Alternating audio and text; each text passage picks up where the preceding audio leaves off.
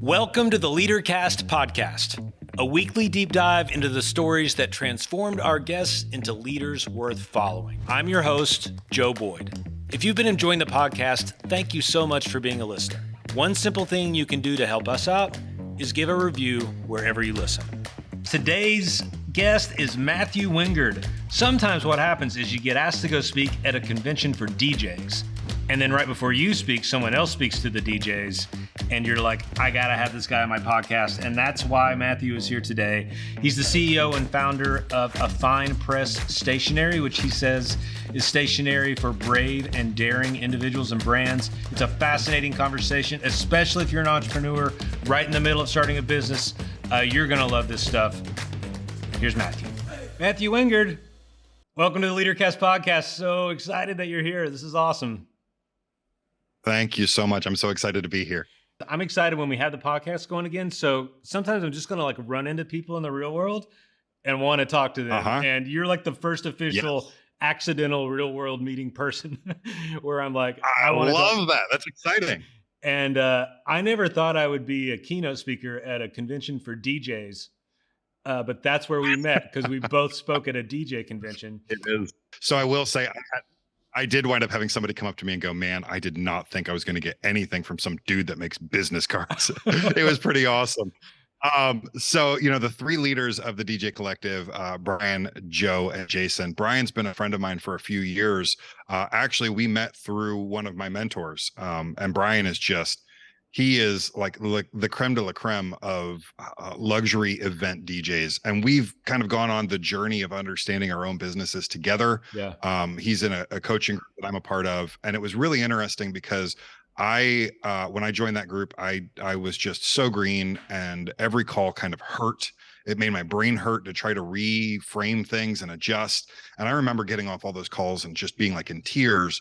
And then Brian joined like a year later. And that group, a lot of times in coaching groups or in cultures like that, there's a shared language that until you understand that shared language, things can feel really foreign. And so I watched Brian kind of going through that process of just trying to assimilate that language. And we just kind of developed a kinship over kind of, I guess it's almost like the shared trauma of trying to relearn. And so Brian's been a friend for a few years, and he had me at last year's DJ convention, DJC, as we did a little fireside chat.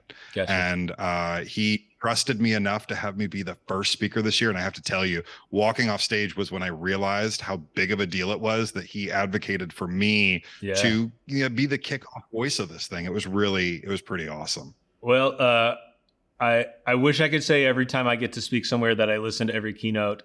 I don't hit them all, but yours was right before mine. Right. And I'm glad you were placed there because I thought your stuff was so timely and good. And my wife was with me. She's usually not with me when I travel and speak, and she's a travel agent.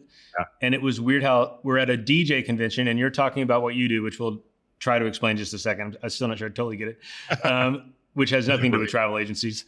But so my wife's standing there and she's from your keynote getting all this great information about her business.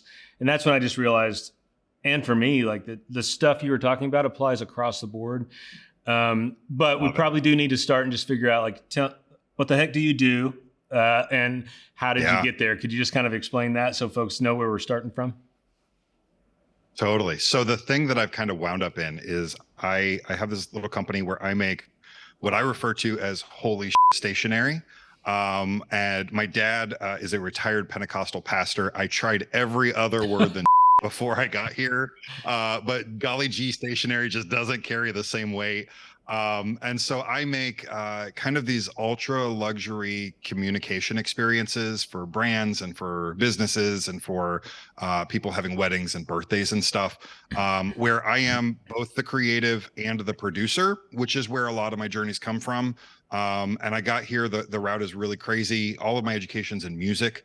I don't know if you know this, but they literally give master's degrees in jazz bass, which is the dumbest thing you can get a master's degree in, but I've got one of them. And then this kind of long, weird, crazy journey brought me into this. And I'm finally at a place where I feel like I have a voice that reflects who I am in my work. That's awesome. My very best friend growing up, John Cantrell, was my best friend in until I moved away. So 5th, 6th, 7th grade, has a master's in organ from Yale. And Oh my, I'm like, from Yale. I'm like, what do you do? He's like, I play the organ. Somehow I did know you could get a master's in specific instruments, but that's obviously you're an artist, like that's clear. That's what the music stuff shows us, right? And you want people to have these experiences. I think the best way to understand what you do is, and you told me one, you might even have better ones. Could you just give an example of if you're doing wedding invitations or whatever, like what? Yeah. Tell us how you're blowing people's minds, because I want to make sure people understand that, because I didn't know people were doing that kind of stuff. Yeah. Well, the one I'm really excited about right now, I'm working on a party for a couple. They have all their friends come over and visit them at their new ranch home in Colorado every couple of years. And next year they're having a theme that's really music heavy. They're going to spend one of the days of the party literally going to a music festival. So we are creating a custom record for them. The invitation is actually going to be a custom record for each of the guests. A bunch of stuff's going to have like their own name in each piece. There's not, one of the things I've committed to in my own work to challenge myself is I am not going to send out a flat rectangular piece of paper as an invitation for the foreseeable future. It's going to be some other physical thing. So, work a lot in metals and concrete and wood, and basically anything I can do to kind of break the preconception of what it means to send a business card or an invitation. If I can, I'm more fabricator than printer, I think at this point, on the production side. And so that's, what wound up happening was I literally had people receive my stuff and film themselves saying, holy shit. I went, oh, that's what I do. And it turned into a whole thing. Yeah, I think I'll put it this way. Like, you see so many folks, like, obviously the digital revolution is it's already happened, right? Pretty much. Like, nobody's going out and starting business card companies to make regular business cards. Right. And I find your reaction to it is to like double, triple, quadruple down on real life experiences versus saying, I'm going to create a website for people. What made you want to do that? Totally. What made the tactile so like important to you? Oh man, that's a great question. So I believe, so my origin story is I'm in grad school. I hustled my way into grad school because I wasn't a really great musician. My sister and I were actually just talking. She's 9 years younger than me, so we kind of had a very different experience. But we were both talking about how music did not come naturally to us. Like, I don't think I ever understood what it meant to practice until literally after I was done with grad school, when I realized that the purpose of practicing a craft is so that the instrument disappears and what is in our heads reaches our audience without the technical limitations of whatever the thing is. Whether we're drawing or playing music or whatever, our technical skills usually get in the way of our ability to express. And I never figured out how to practice against that because I didn't understand that all the way through school. So I was struggling in school. I hustled my way into an assistantship because I thought that I had some business skills. And so I advocated to work in the only research institute at a university focused on the role of the composer in jazz. Everybody thinks about the improviser. Nobody thinks about the composer. So it's called the Center for Jazz Composition. And in the middle of all of that was this moment, if you remember, when like hipsters were bringing spinning wheels onto subways and their typewriters into coffee shops. Yeah. Exactly. Yeah. Right. And what I came to believe, because I kind of wanted to be that demographic, but wasn't cool enough at that point, what I came to believe was that was really a desire to connect to ritual that our parents and their parents' generations had gotten rid of in the name of convenience. We used to go have to strop our razor, and now we just pop a new Gillette cartridge in. We used to have to go wring the chicken's neck, and now we buy boneless, skinless down at Publix. Yeah. And we lost all of these moments of ritual in our lives. And instead of opening it up for contemplation, we just filled it with more crap, with more media or whatever. Yeah. And I believed that this idea of ritual was a moment to pause and meditate and reflect, and things like weddings and those types of things were a great way to do that. And it's one of the few ways in culture we still do that. And with that came the artifacts of it. And that's ultimately what I'm doing, is creating artifacts. And I believe that the thing that we will cherish in centuries from now are the artifacts, right? Those are the things that will connect us to the past. Sure, we'll have video and audio recordings, and that's really helpful. But my grandchildren owning a thing that I touched will be precious because most of those things won't exist anymore. Most of the tools that I have are disposable practically at this point, right? So if I can create something that lasts multiple generations and winds up maybe in a junk drawer somewhere until somebody passes, and then it goes somewhere else, whatever it is, those tangible things will be the thing that physically connect us to our past and to our heritage. And I believe that the value of those will skyrocket as most of our experiences happen digitally. The physical things that remain, having a human in the room, having a physical object, those things are going to become far more valuable over the next decade. Yeah, that there's a lot of wisdom there that just resonates as true. And just think, even as a culture, obviously we're getting more post-religious as a country. So people, even that part of tradition of having like a church calendar and doing things is something our grandparents had that a lot of us don't have. We're opting out. Totally. I guess we're opting out of traditions and things but we're not like you say, we're not replacing them really with something similar. Right. And this is one of the few, business rituals and major life moment rituals are one of the few places that we haven't done that yet. And so I've just chosen to kind of double down on that. Yeah, that's great. I want to get back to that as it applies to leadership. It's not your job, but remind me. I want to get back to that at the end. But first, I want to hear about, tell me about you as a kid. What kind of weird kid were you? What were you into? Like, I would love to hear I like to ask about adventure stories because it ties into my storytelling framework. But when you were a little kid, middle schooler, what stories were captivating you? What fantasy lands did you want to live in? So this is wild. You talked about the things that make me weird. This is my friend James Victoria who made this love poster behind me. Yeah. And one of my favorite posters of his that I still need to purchase says, "The things that made you weird as a kid make you great today." That's pretty good. I love this message, right?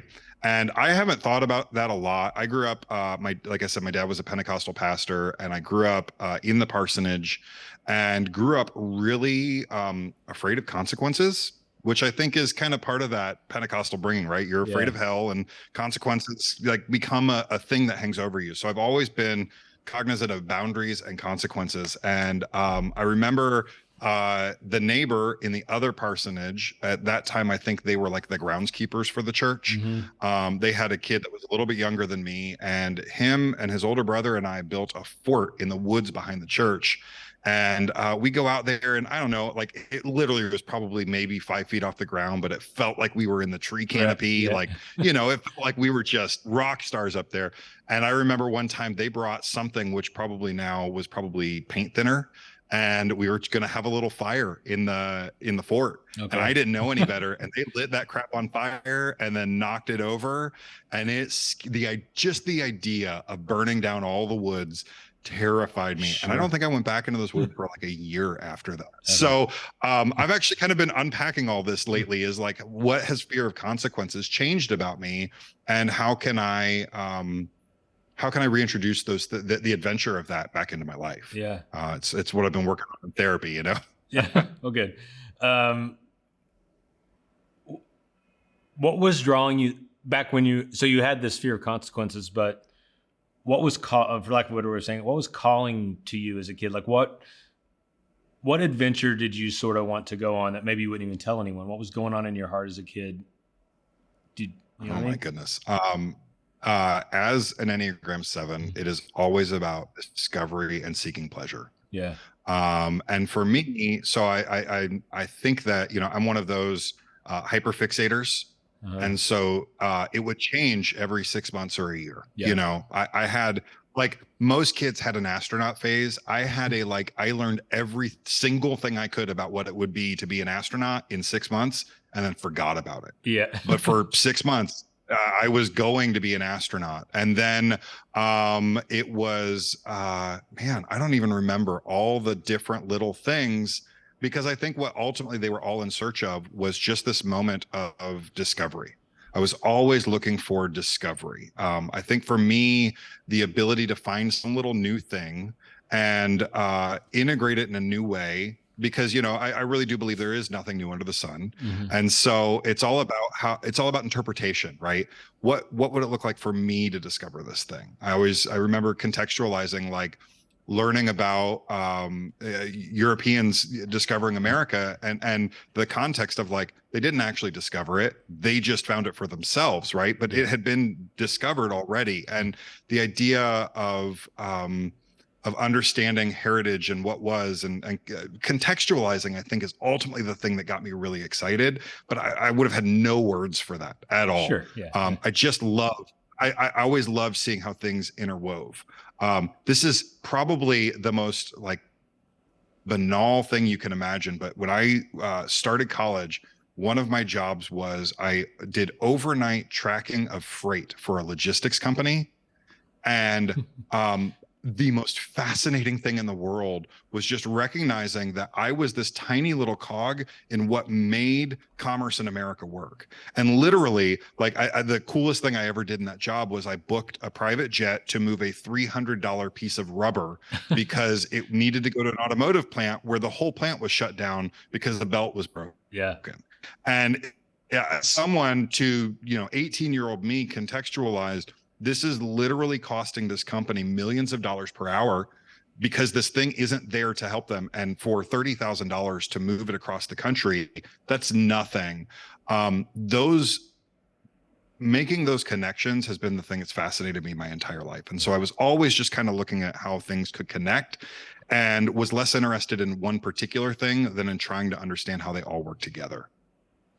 Well, here's why I love that question every time I've asked it so far. Knowing where you are now, that's all the stuff you do. Like, that's what you do. That's exactly it. Right? Even to the point of you don't have to get bored every 6 months because you're doing something different. It's still your technical job, but and I think Enneagram 7s do this. I've done it too. The secret is to, like, find a stable job that it actually changes every 6 months. And you've kind of, that's exactly it. Yeah. Right. I love that. Yeah. And it also explains why all of my jobs were failures in the past, right? Because none of them were that thing. Right. So,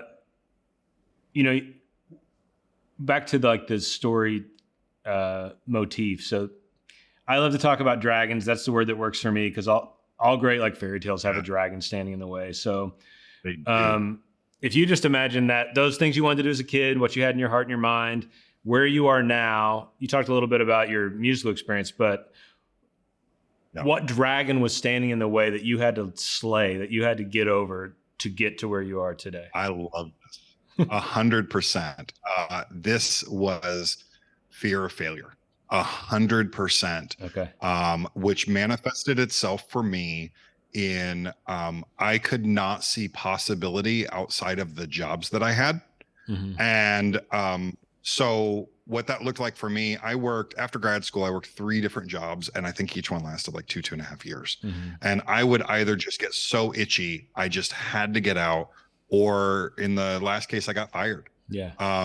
And really what I discovered was that, I don't know if you disc profile as well, if you're familiar with that stuff. A little, I'm a high I and D. And all my jobs were compliance jobs. They were filling out paperwork every day. They were all of those things. And at my last job, we had just had our second kid, who is 9 now. And this environment was it was a super toxic environment, run by a high performer who did not really know how to build a team other than through fear. And I just lived in that fear, man. I just hid in my office, afraid of everything. And I was moonlighting doing this work. I had 100 square feet of an empty business suite on the 3rd floor of an office building in town. I literally took a 1,800-pound printing press on the freight elevator up into this little office, and I'd, after work, go and I'd print.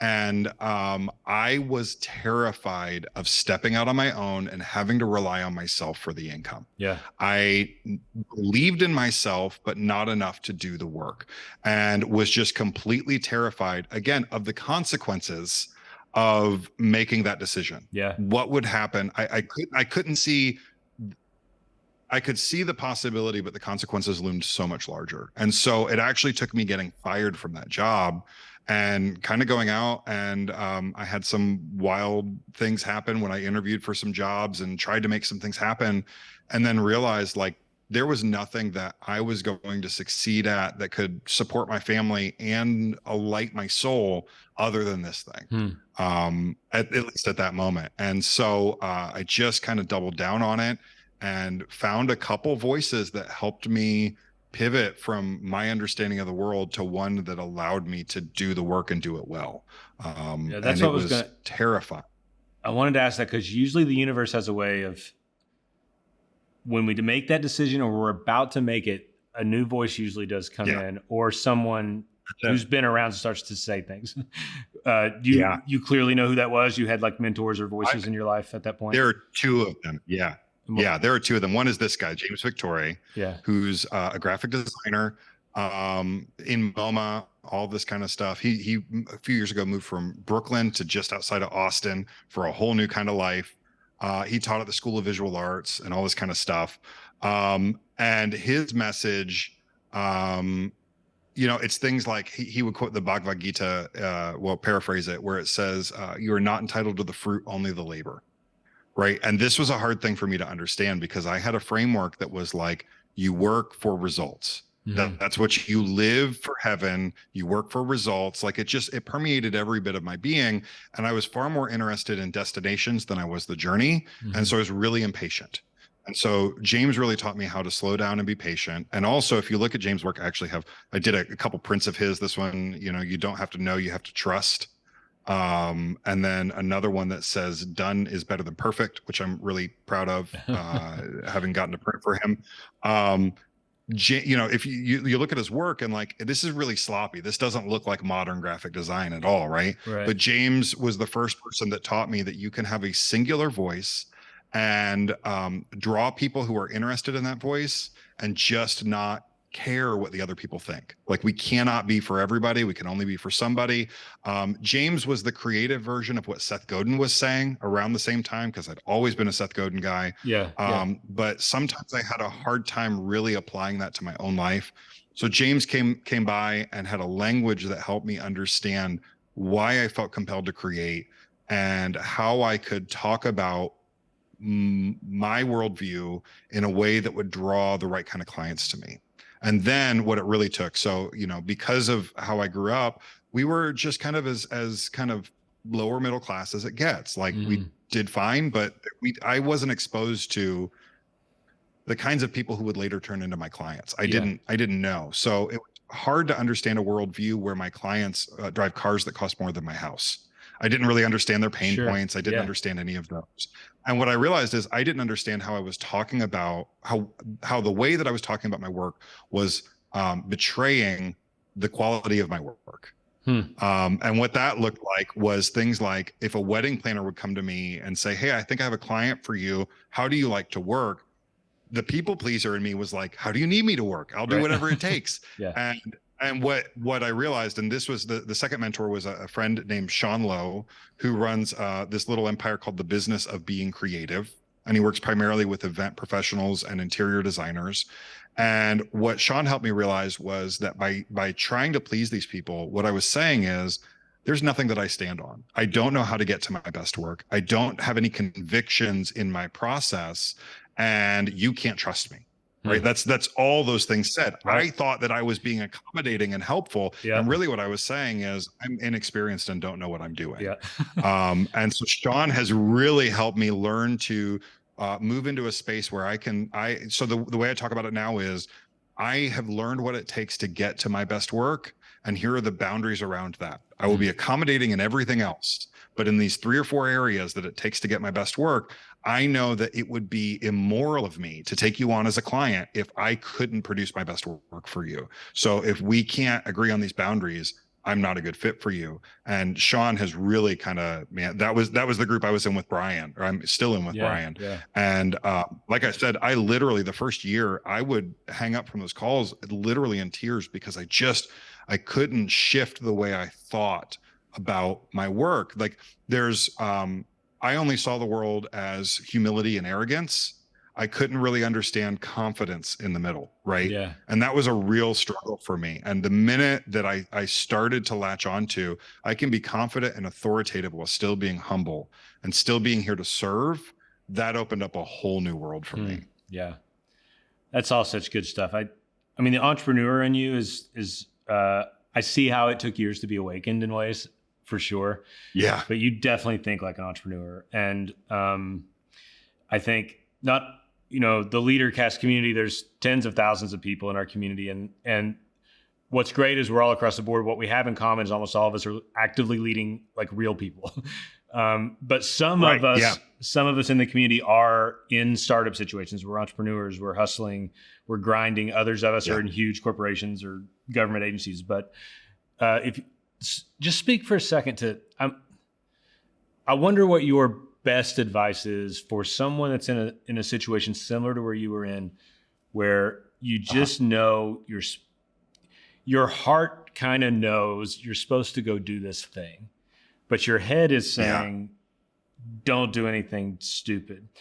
And I've been there, and I've learned you really can't listen to one or the other or you'll be in trouble. No. So what's your advice to people in that, like you want, and it's a little bit in America too, that we value people that take that risk. So, but like, what do you say to that person who almost every day is just like, I don't want to be doing this. I want to do something else, but I'm afraid. What's your best advice? Yeah. Oh my goodness. I mean, I think the first thing is about finding the right voices to listen to, right? And it truly is. So my journey was, I had joined, by the time I joined James's group, so I guess Sean was the fourth group I joined. I did all these like incubator type groups, right? And I did one that was focused on designers, graphic designers, because it's a part of what I do.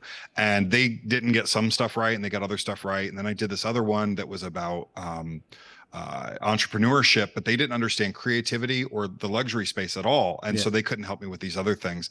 And I think the thing that I came to realize, this is the thing. When I showed up in Sean's group, so first of all, it's finding a voice that resonates and you believe can push you in the right direction, right?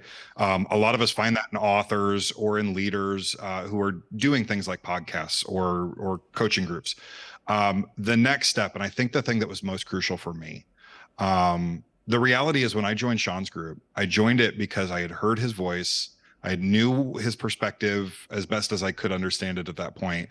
And I emailed him, and it was $750 an hour for consulting, minimum 3 hours. And I'm going, I don't know where that money's coming from. Right. Yeah. This was at a point in my life where I was literally $3,000 overdrawn between my business account and my personal account. Like we were broke. Yeah. And I didn't know what was going to happen. And he goes, listen, if you can't do that, I've got this coaching group. It's $250 a month, right? And you can just join this coaching group and we have weekly calls. And the thing that I did that I believe every person needs to do is, if you are in a place where you have the safety net of good clients, but not great clients, or a day gig or whatever it is, you have to find a way to live as though that doesn't exist, even though it does. I respect the need to feed your family and all that kind of stuff. I took some kind of foolish risks, and thankfully they paid off. But the reality is, by the time that I was at a point where we had no money in the bank, I had nothing to lose. So I showed up in this group, and I just didn't care who else was in the room and how foolish I looked to them. And that, I think, is the number one thing. Stop worrying about how foolish you look. Stop posturing. And I'm saying this because I needed to hear this. I was like, I'm in the room with adults. I got to look like an adult now, right? And I realized all that was doing was meaning I was missing parts of the conversation because they were using language I didn't understand. They were starting from common, knowledge points that I didn't know. And the minute that I went, you know what? Nobody in this room is going to bring me business anyway, as it is. I might as well just show up and throw myself in and be willing to be childlike, and that's really what it was just to show up and acknowledge, I don't know anything. Teach me. And I think that was the key. I think that's the thing people need, is which is challenging, because you have to believe that you found someone who can offer that for you first. And once you've found that person, the willingness to just show up and be childlike and go, I remember in that group one time, I had a question about a contract and I said, hey, if I post my contract in this group, can you give me feedback? And it turned into like a 4-month series where we just went with a fine-tooth comb through every single person's contract. Yeah. And it was, it literally felt like you were like on the firing line, like you were, it was this kind of painful inspection, but it made us all, it was trial by fire. It made us all better on the other side. Yeah. And I think coming in childlike, saying, I know that I don't know, is a massive key in moving forward. Man, there's so much truth to that in every relationship, personal, professional. For me, it's like I know for months, I need to say this one thing, but then they're going to know I don't know what I'm talking about, or they're going to know or people have told some story about me that's better than actually I am. And now I have to go tell them, no, that's not really what it was. Yeah. It's always hard to do that, but it's this great irony of the human existence. Unless those people are total jerks, you get closer instantly when you like it. There's this bond that happens with human beings when we say, I don't know what I'm doing. And then the other person has the opportunity to be like, I don't either, but here's what I've learned, right? Here's what I've learned. Yep. So that's like a real practical thing anybody could do within. My friend David Horsager, who's been on here, talks about, you got to do that stuff within reason. You don't want to go to work and start airing your dirty laundry, but to say with one thing, like, I don't really know what I'm doing here. I need help with this. What do you think about this? Most people want to help. All right. So we're running out of time. I would try to end with like a serious question and a funny question. I haven't figured it out yet. All right. Here's the serious one. Okay. So it's a role play question, and this is in a multiverse.